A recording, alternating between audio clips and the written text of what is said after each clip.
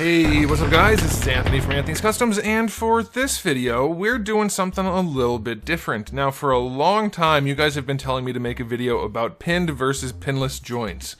And a lot of people have been asking me about rival collectibles, and as of late, people have been asking me about neck and torso articulation. And I was gonna make videos for all of these different things, but I have been busy. I've been exceptionally busy, and if you have noticed, I've been uploading quite a lot of reviews lately, so I haven't had time to do these separate videos, these extra videos. But with the recent events, Chartimus made a couple videos about articulation. A lot of you guys are commenting and saying things to me that he's throwing shade and there's beef, and I don't think any of that is happening. I'm pretty sure this is all in good fun about talking about action figures. That's my take anyway. I guess if he wants to tell you there's beef, he can. I don't think that's the case though. Anyway, point being, he had some comments about articulation and wants my response. I've kind of already given it to him on Instagram before, but I'm going to make a video. You guys are asking for it. I'm going to make a video talking about everything. That was the impetus for this video. So we're going to talk about necks, we're going to talk about torsos, we're going to talk about pinned and pinless joints, and we're going to talk about rival collectibles very briefly and succinctly, at least as best as I can, to get this out of the way for now. I do plan to make more involved videos going forward. You guys know I did my articulation explanation video forever ago at this point, and it was really well received, and you guys keep asking for more. I will do more at some point, but this is just kind of to hit the major points. It's not scripted at all. This is my bullet point list right here. There's not a whole lot there, so I'm just gonna wing it. We're gonna go through it quickly, and hopefully it'll give you guys some information. Let's start with the necks, though. I think that's probably, well, I think the necks and torsos, honestly, I don't think are that much of a debate, but we'll do it anyway. All right, so I guess the main argument, it's my understanding that the main argument for the disc hinge neck, we're gonna use Darwin as an example. I'll explain why in a second. Other than he's completely naked from the neck up, there's nothing encumbering him, so he's a good example of how Hasbro does their disc hinge neck. I guess the main point is that you can get more range to lean back like that. Like, that is the main draw for that type of joint, and if you want your figure to only look good doing this pose, then that's a reasonable enough argument. Now, my argument is no, that's not necessary. And I'm going to use one of my old prototypes that's clearly ready for production, but I'm going to use it as an example because this guy has it. Now, it's not very well connected or anything because it's a very early prototype, just a double ball peg in the head. Nothing fancy, no magic, no tricks. It's just a tiny little ball peg at the top and a regular sized ball peg at the bottom. And I'm going to show you, you don't need that hinge to look up. Now, this is not one that I designed to look especially far up. It's just the standard neck and standard head. So you can see, what's the difference? Maybe a degree or two? I mean, it's not significant if you ask me. Now, of course, some of this comes down to preference. You might say that degree or two difference is everything that matters to me in the world. And if that's the case, then that's fine. That's a personal preference sort of thing. However, it's not personal preference to say that this joint offers a whole lot more. So, again, it comes down, if those 2 degrees matter to you, then that's the only thing that matters. That's fine. But if you want this joint to do anything other than wiggle awkwardly at the top all the way up here, which is not how humans lean their head to this side, you're kind of stuck. This doesn't do it. It can't do it because that peg is fixed in there. You can't lean the heads. Whereas this type of joint, now of course mine might pop out as I'm doing this because it's not a production piece. This is molded out of resins at home. Anyway, you can lean. And this is without neck articulation. Speaking of which, I just want to get this out of the way. Neck articulation added in here, you know, where the actual neck moves, always better in terms of functionality. It's uglier. So that's why I was originally not going to do it, and I'm debating. I'm going to try it. I'm going to see if I can cut some neck articulation into these. So that's why I wanted to mention my figures as well as use them as an example. I want to cut necks into them. I don't know if I'm going to because I wanted to go for the clean look, but we'll see anyway. That's always better functionally, but we're just going to set that aside. So this, like I said, just some ball pegs in the neck. You get so much more functionality. You can't do that on like 99% of Marvel Legends. You can't lean down and to the side. You can't do any sort of nuanced posing. So to me, those 2 degrees of leaning back, if they're even there, and that's, like I said, without me trying to cut this joint to let him lean back even farther, you could probably get even more range out of it if you really wanted to. We'll talk about that guy in a second. Those 2 degrees don't at all make up for the extra versatility of the ball pegs in the neck. It's just so much more useful. And I'll link some videos up there that showed my articulation off even better on these figures, because I'm making them this way for a reason. That's the way I want the articulation to work, and it's the way I think works best. But yeah, you just get so much more versatility out of a double ball peg that, to me, it's not even close. It's not even remotely close. This extra tiny bit of range doesn't do it for me, not enough. And realistically, I'm guessing you don't need those 2 degrees, and you can definitely use all that extra range. So we'll just set that aside there for the next. I want to mention right here, this is probably one of the great travesties of all of the action figure history. This right here is definitely not how you do it. It doesn't... What the... I had to, because this is Hasbro's answer to neck articulation. What were they thinking? I have no idea. So yeah, that's not how you do it. I didn't want to show ball pegs that don't work. I wanted to show ones that do work, because I made this in my basement with scraps, to quote a movie, almost, sort of, and it works. It's just simple ball pegs. It can be done. They aren't doing it correctly. I didn't want to use their figures as an example. Can be done.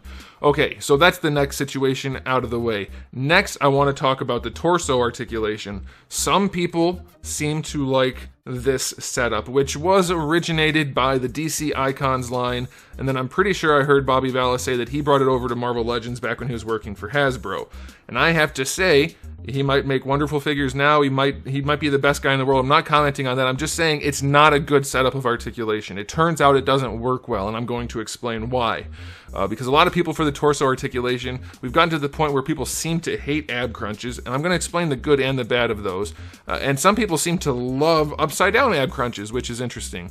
But then other people seem to say that ball pegs are the way to go, and that's another reason I wanted to bring out my prototype, because I've designed it to work using the most basic articulation possible, and I'll show you. Okay, so the benefit of this articulation is you get a ball peg and you get this right here, the ab crunch. And the ab crunch, just like the neck hinge, is best for leaning to a larger degree in one way or the other, forward or back. There's no side to side or anything like that. It's just good for leaning. So that might be what you want. You really just want a really tight bend. Okay?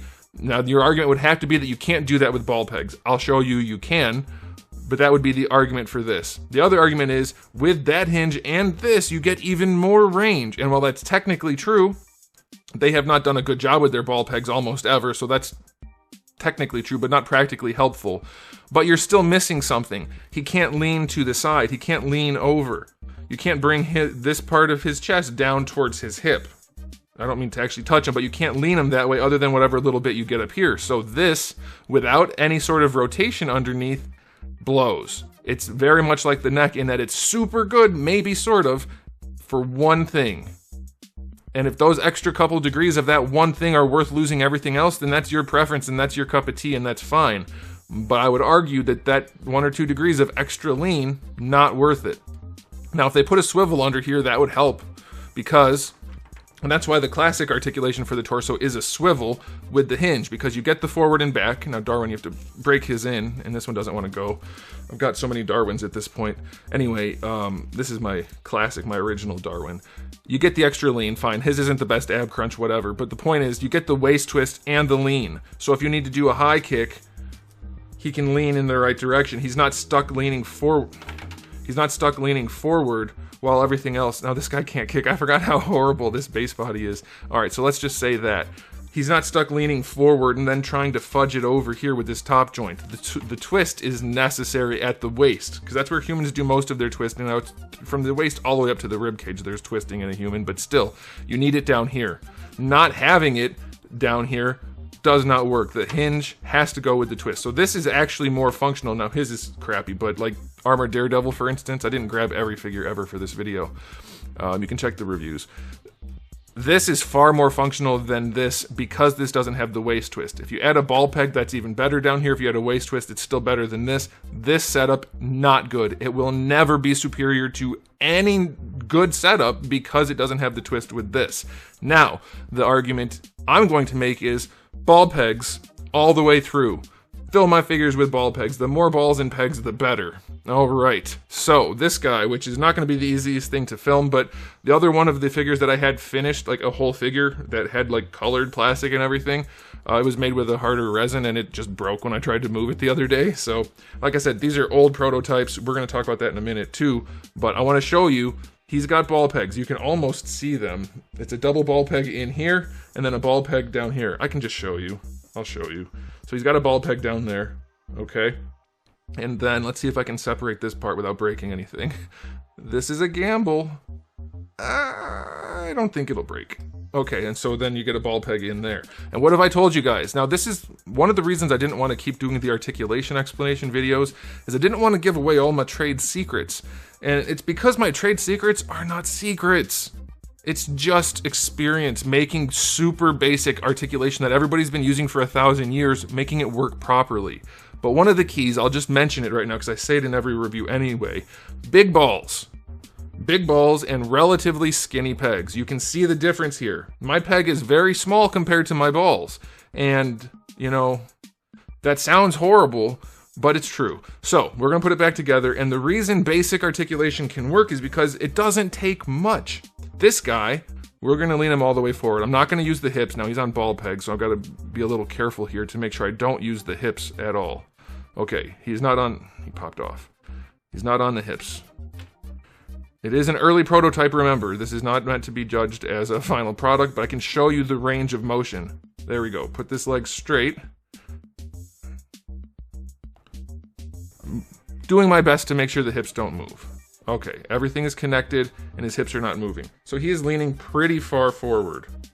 Okay, so maybe with an ab crunch you can get a little bit farther than that.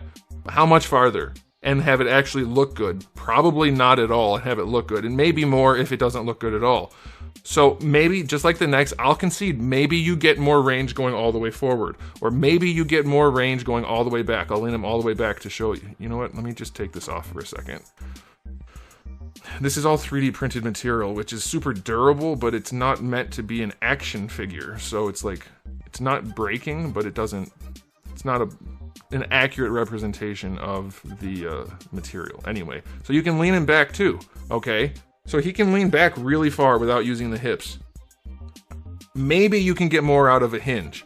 Maybe. But with that hinge, we'll just leave the knee pad off. Can you do this? Can you lean him back at an angle like that?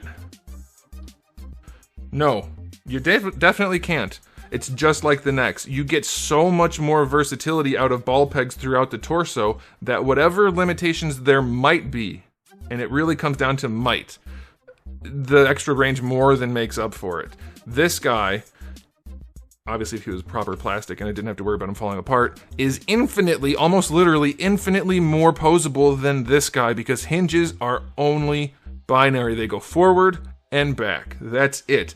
A ball peg, or even a double ball peg, literally infinite. That's the thing about spheres and circles. There's no fixed point. You can do whatever you want with this. I would also argue the ball pegs look better. You can adjust them however you want. You don't have a hinge built into the figure. That's more or less personal preference and comes also down to figure design in terms of the characters' suits and things like that. But again, you can achieve, let's just say for the sake of argument, 90% of the range with a ball peg in that one position that the hinge is good at.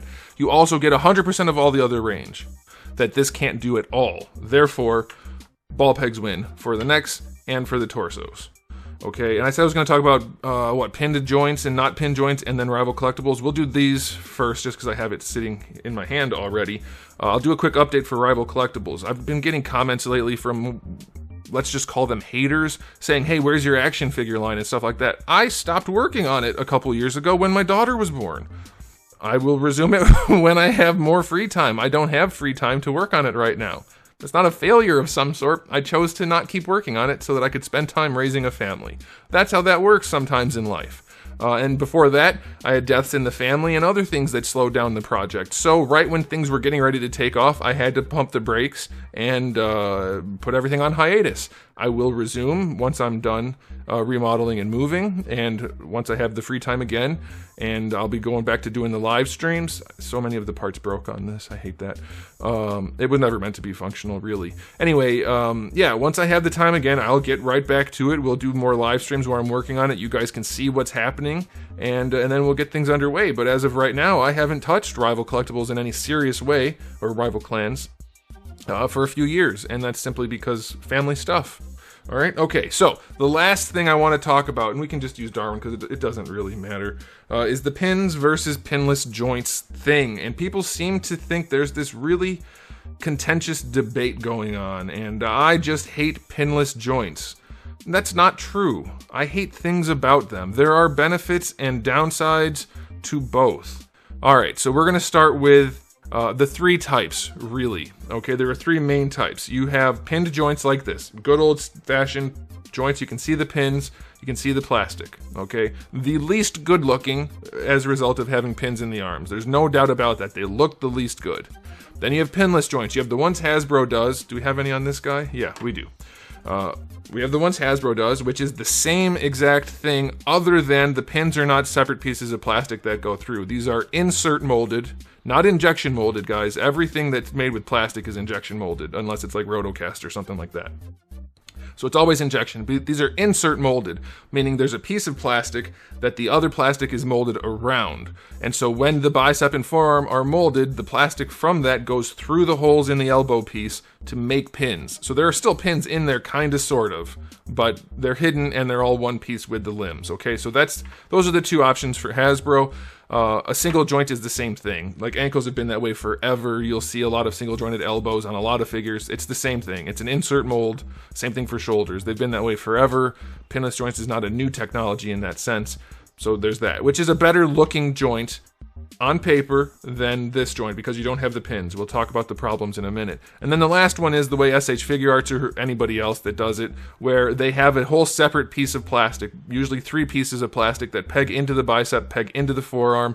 There are no pins, but there's no insert molding going on. It's the joint piece is 3 pieces of hard plastic and then they peg in all the way through. That doesn't look better or worse necessarily than this kind. It's just a different way of doing it. It costs a lot more, and it avoids some of the problems that this kind has, but it costs a lot more, which is why Hasbro's not really doing that, and McFarlane did it like once and then went back to ugly pins. Okay, all right, so let's talk about the downsides of each. The downsides of pinned joints. You see the pins. That's it.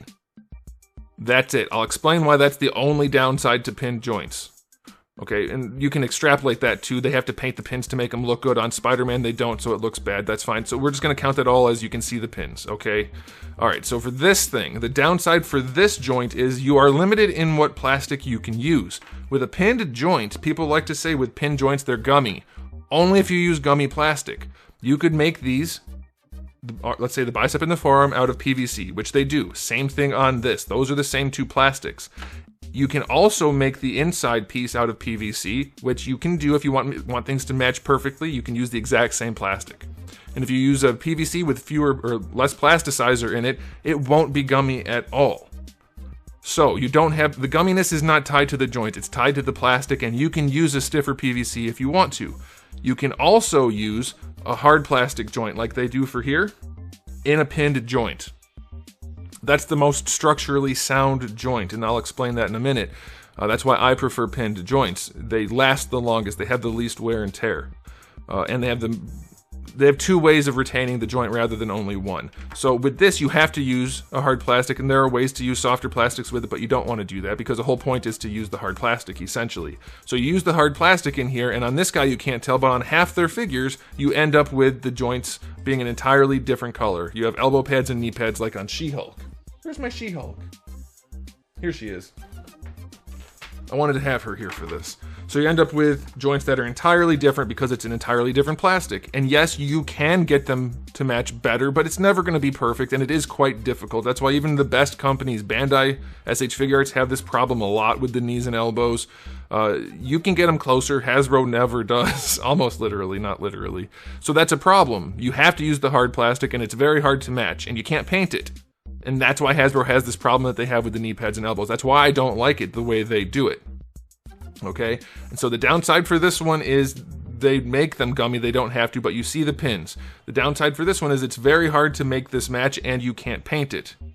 Okay, so what do? My personal preference, okay, is one of two things. You either do it this way and you use a harder PVC, that way it's not gummy. You will still see pins. I personally don't care. They're action figures. You see all of the articulation anyway. Nobody's shoulder looks like this.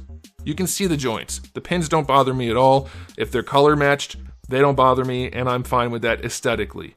If you're not fine with that, then here's your solution. This is the second option, is you keep doing it this way, except you don't, here I have it right here, you don't make the entire joint out of the hard plastic. You make the inner joint out of the hard plastic. Okay, so yeah, you'll see it on the back, and you have to color match it a little bit, and obviously mine aren't color matched at all. There's no paint or color at all. It's different materials. So you'll see hard plastic back here, and you'll have to match it as best you can, but it's on the back, so it doesn't matter as much. And then you use PVC, the soft material, to go over top. So even if you don't have knee pads, like literal knee pads, you can make the kneecap piece a knee pad, and then put it over, and then it's the exact same plastic. It's paintable, it's the same plastic, it solves all of the problems. Now that is the best looking option, and if you do it correctly, it's a good option. Those are the two solutions there, but, and here's the reason I am still a fan of pins. If you go with joints like this, how is the joint retained? How does it function? Why are some of their joints so damn hard to move, and why are some of them loose? Well, there's two ways to do it. You either, do I have a joint here? Yes, because I'll just break it. Okay, I don't want to, but I'll do it. It's already mostly broken. All right, so you have two options here. There we go. That's your disc. And the way you get retention in an insert molded joint like this is one of two ways. You either have teeth on the outside of the disc right here, or teeth on the face of the disc, like little ridges or something. Those don't do as much. But the teeth on the outside of this disc, that's where you're getting these big ratchety clicks from. On some figures it's worse, on some figures it's not so bad. This one's pretty smooth. But that's the only thing, because there's no force going side to side. This plastic was molded around the hard plastic, therefore there's no pressure at all. It's just touching it, it's just there, there's virtually no friction at all. So you only get the teeth. And the way they do that is because you can't see teeth on, you don't want teeth there, and you don't want teeth back here, is you have to have teeth, like a few teeth somewhere, let's focus, somewhere like right at the end. So like 2 or 3 teeth. That was a common way to do it. And that's okay, but those teeth, you have hard plastic teeth grinding against soft plastic PVC to make the joint. Eventually that wears out. Once that wears out, you have no retention anymore because there's no pressure from the sides. You only have those teeth, which are still there, but the sockets that they were rubbing against are gone. You've just worn away the PVC, so that sucks. I think on some of their figures, they do the face texturing rather than having teeth to make it smoother. I think they put grooves and things on the face of the hinge, but that's not enough because there's no force. So because there's no force pinching these two parts, the top and bottom, against that inner piece, having ridges on the face of the disc doesn't do much. And so that's why you end up lately, your figures aren't as gummy, though sometimes they still are. You end up with very little retention in the joint, and so that's a problem. Now the reason I say, and it's factually true, that pinned joints are the best functionally is because even when those teeth wear out, like you can tell this guy still has teeth. You can feel the ratchet. There are teeth in there somewhere biting. All right, even when those wear out, and let's just say he had the hard plastic in here. It's exactly what you guys want. The hard plastic to avoid some of the gumminess. We'll get back to that in a second too. But the teeth are in there. Let's say those wear out. You still have these pins, which I can show you right here. These pins have caps on them. The top and the bottom, or front and back, whatever. The two sides. And so the two pieces of PVC are pinched against the hard plastic disc. And that's when those ridges on the inside of the disc or on the face of the disc actually work.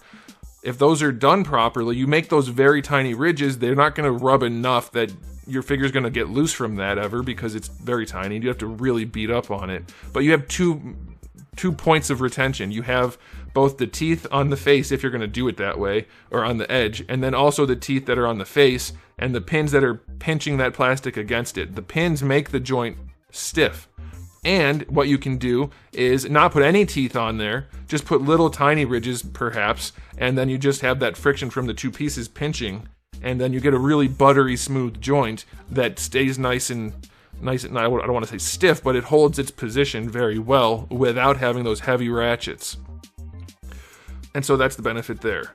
Okay, and then the thing I was going to bring up last, which I just said I'll bring up in a second, is, the plastic. You can still get gummy joints with the insert molded joints, all right? It really just comes down to the PVC, because even if this elbow piece, the main part, the inner piece there, the hinge, the hard plastic, even if that's hard plastic, all right, even if that's hard plastic, there's not much meat here. So if your PVC is really soft out here, it's not going to work. It's still going to be gummy.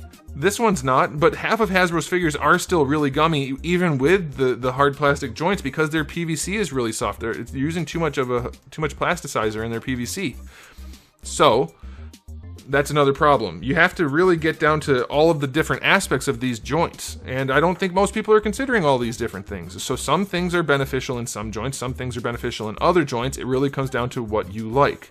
For me, I would like to use joints like Bandai's joints, the SH Figure Arts like Dragon Ball joints or something, and also use like a PVC cover like I have for the knees here, and I'll probably end up doing it for the elbows. That's just way too expensive. It's too costly, and you also end up with the issue of, that we've even seen in a lot of Bandai figures lately, that you already have the shoulder coming down into the bicep. And then you also have to peg this somewhere into here, so you end up pegging that joint into the shoulder peg. You end up with loose joints and arms that fall off and all kinds of stuff like that. I don't like that. It's too expensive, too risky, especially in the way I want to do my joints. I'm not doing that. The Bandai joints are good, but it's a problem. So what I'm going to end up doing as of right now, and this is obviously not set in stone, is I'm using hard plastic inners. So the main discs are going to be hard plastic. We're going to have PVC caps for the elbows. That's not on this. These are actually just hard plastic. So some of them, they might just be full on hard plastic if it needs to be doesn't need to be painted or whatever, but I'm going to have the hard plastic joints with the PVC caps. That way you get the best of both worlds, the stiffness in the joint, the paintability, and the color match of the softer plastic on the cap. And I'm going to have freaking pins. And I know some people are not going to want to buy things that have pins, and I'm okay with that. Unfortunately, you can't please everybody. But I'm going to have pins because these are still action figures. They're going to look like action figures regardless. The pins don't bother me. They'll be color matched, and they add extra function for the joint. You're not going to end up with a loose joint as easily with pins as you would, or an overly stiff joint as easily with pins as you would without pins. So that's my talk on everything. I think I covered everything that was unscripted, and I think I hit all the points fairly well. This ended up being a long video, but you guys can let me know what you think about everything I said. I'm sure I'm going to get plenty of hate about pins and plenty of hate about everything else that I said. That is the way of the internet, but I've explained myself as thoroughly as I can without sitting down and drafting scripts and things like that. So let me know what you guys think in the comment section below, but that's it from me. I wish I didn't destroy my prototype. I mean, I say prototype, it's really just 3D printed parts because I wanted something to hold. But yeah, we're going to get back into this soon, guys. Don't worry, Rival Collectibles is not dead, it has not died, it has not been injured, it is just taken a nap. We will be back to it at some point when I have the free time, because it doesn't pay to make action figures, it pays to sell them, and I am not at the selling point, so I have to take my time to do things that actually pay and allow me to have a family. Anyway, okay, that's it. Thanks for watching, guys. If you enjoyed the video, please give it a thumbs up. If you didn't, give it a thumbs down, and if you haven't subscribed, you might want to. I have new videos almost every day at this point, almost literally every day, and I do have thousands of videos already on the channel, so make sure you come back for all of that, and in the meantime, keep collecting.